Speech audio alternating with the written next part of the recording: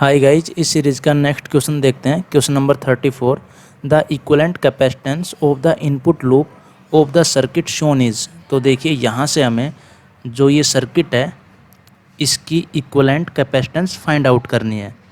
तो हम क्या करेंगे, यहाँ से जो इनपुट लूप है यहाँ से हम equivalent input impedance find out करेंगे, ठीक है ना। तो वहाँ से क्या होगा, जैसे कुछ इस टाइप का रिजल्ट आएगा आर माइनस जे एक्स, और मान लो यहाँ पर माइनस आ रहा है तो मैंने जे एक्स से रिप्रेजेंट कर दिया, क्योंकि ये रिएक्टेंस कैसी है, कैपेसिटिव रिएक्टेंस, ठीक है। तो हमें क्या करना है, जो नेट इम्पीडेंस है इनपुट से उसको फाइंड आउट करना है, बस ये हमारी जॉब है। तो हमें क्या करना है, मान लो इस सर्किट को अगर मैं कम्प्लीटली फेजर डोमेन में रिप्रेजेंट करूं तो जो I1 है इसको मान लो मैंने कैपिटल I1 बोल दिया, और यहाँ पर जो करंट सोर्स है इसको फेजर में 49 I1 कह दिया, और रेजिस्टेंस तो सेम रहेंगे। और जो ये कैपेसिटेंस है इसको मान लो किससे रिप्रेजेंट कर दिया, माइनस जे एक्सी से। एक्सी तो क्या हो गया, इसका कैपेसिटिव रिएक्टेंस, और अगर इम्पीडेंस की बात करें तो क्या होता है, माइनस जे एक्सी। ये तो आपको पता है, ठीक है ना।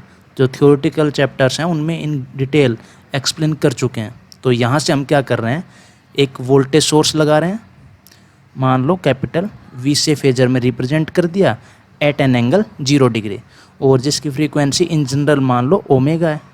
तो हम क्या कर रहे हैं, यहाँ पर जो इनपुट लूप है इसमें KVL लगा रहे हैं। तो क्या आएगा, V माइनस I1, और यहाँ पर 1 + 1 है ना, 1 ओम और 1 ओम, और ये किलो ओम में, इससे कोई फ़र्क नहीं पड़ेगा, ठीक है ना। इम्पीडेंस किस में, किलो ओम में।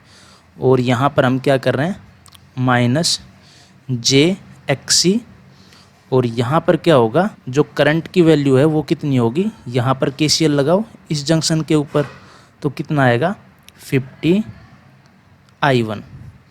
This implies V by I1 की वैल्यू क्या होगी 2, और यहाँ पर क्या आएगा। अब यहाँ पर आप ध्यान से देखो, ये माइनस माइनस क्या होगा, प्लस। एक्चुअली में ये जो रिएक्टेंस है वो नेगेटिव है, तो माइनस जे एक्सी इंटू 50, ठीक है।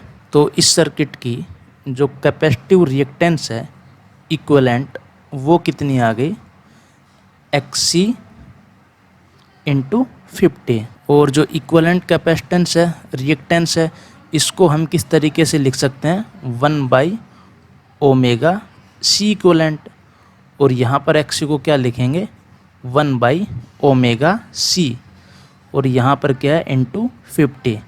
तो ओमेगा से ओमेगा क्या होगा, यहाँ पर cancel out. This implies C equivalent equals to C/50।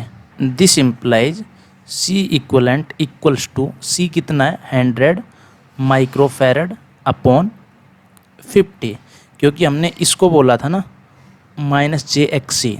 तो यहाँ पर जो सी है इसकी वैल्यू कितनी है, 100 माइक्रोफैरड, तो ये कितना आएगा, 2 माइक्रोफैरड।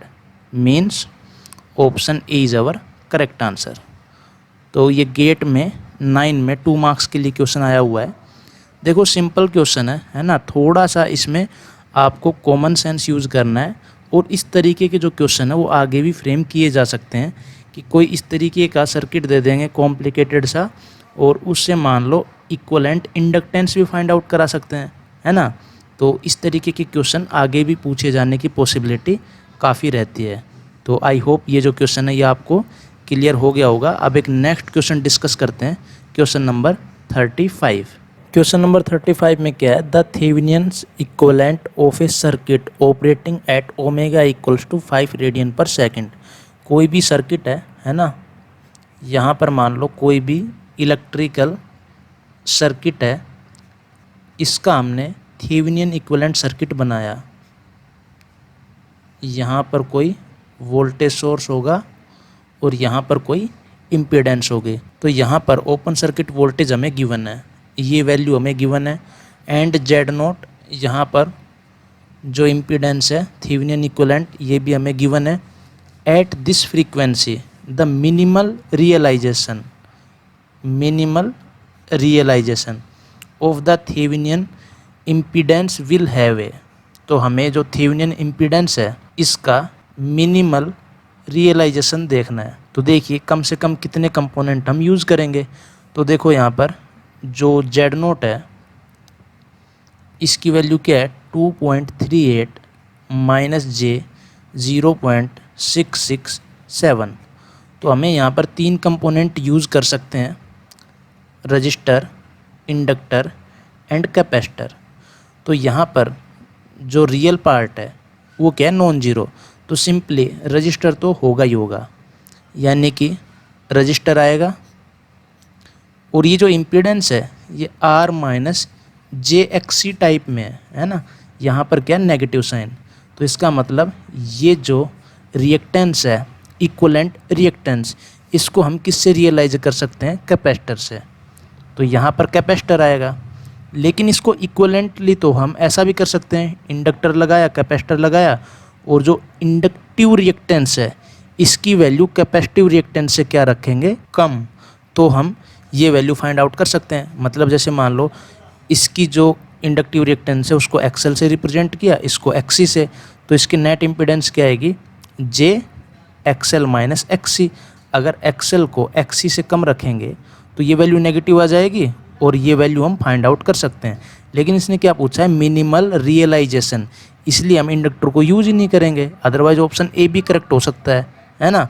तो इसका आंसर क्या होगा, option B is our correct answer. समझ में आया ना क्यों। इसको वैसे रजिस्टर, कैपेसिटर, इंडक्टर से रियलाइज कर सकते हैं, लेकिन जब हम इक्विवेलेंट कैपेसिटेंस फाइंड आउट कर सकते हैं यहाँ से इक्विवेलेंट कैपेसिटेंस फाइंड आउट कर सकते हैं, तो हम कैपेसिटर से ही इसको रियलाइज कर लेंगे, इंडक्टर लगाने की कोई ज़रूरत है ही नहीं। इसलिए इसका ऑप्शन बी क्या होगा, करेक्ट। ये क्वेश्चन गेट में 1 मार्क के लिए पूछा हुआ क्वेश्चन है। आई होप ये क्वेश्चन आपको क्लियर हो गया होगा। Thank you.